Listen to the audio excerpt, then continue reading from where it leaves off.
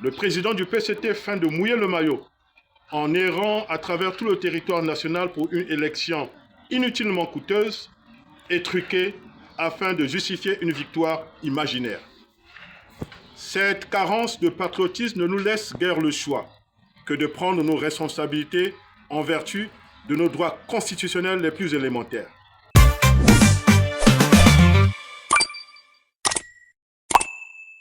Au boycott de l'élection présidentielle du 15 mars 2026. Chers compatriotes, la Fédération de l'opposition congolaise fait le triste constat que toutes les démarches entreprises en direction du Parti congolais du travail, au nom de la démocratie, de la paix, de l'unité et de la concorde nationale sont restées lettres mortes. Pour des raisons hédonistes et de conservation des privilèges par un lobby familial, tribal, clanique et clientéliste, le PCT a fait le choix de persister dans l'organisation d'une parodie électorale le 15 mars 2026 plutôt que d'explorer le chemin d'un consensus national autour des problèmes qui compromettent le vivre ensemble d'un peuple traumatisé par les violences politiques à répétition et son développement économique palpable. À cet effet, le président du PCT feint de mouiller le maillot en errant à travers tout le territoire national pour une élection inutilement coûteuse et truquée afin de justifier une victoire imaginaire. Cette carence de patriotisme ne nous laisse guère le choix que de prendre nos responsabilités en vertu de nos droits constitutionnels les plus élémentaires. Pour la FOC, ce large consensus passe par 1.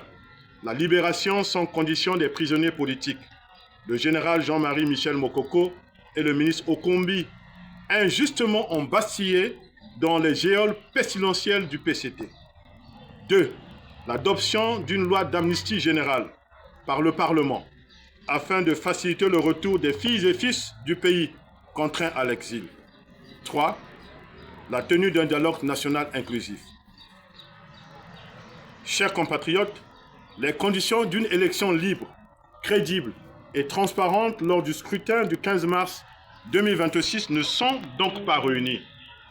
Ceux qui y concourent savent qu'elle est jouée d'avance puisqu'elle est sans enjeu. Ces résultats sont l'aboutissement d'un tripatouillage.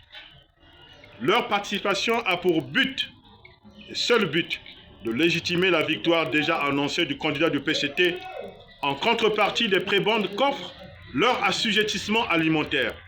De ce fait, ils deviennent comptables, au même titre que leurs sponsors, des malheurs des Congolais. Par conséquent, la Fédération de l'opposition congolaise demande à toutes les Congolaises et à tous les Congolais de ne pas se rendre aux urnes le 15 mars 2026. Restez chez vous. Fait à Brazzaville le 4 mars 2026. Que Dieu bénisse le Congo. Pour le Présidium, la Fédération de l'opposition congolaise.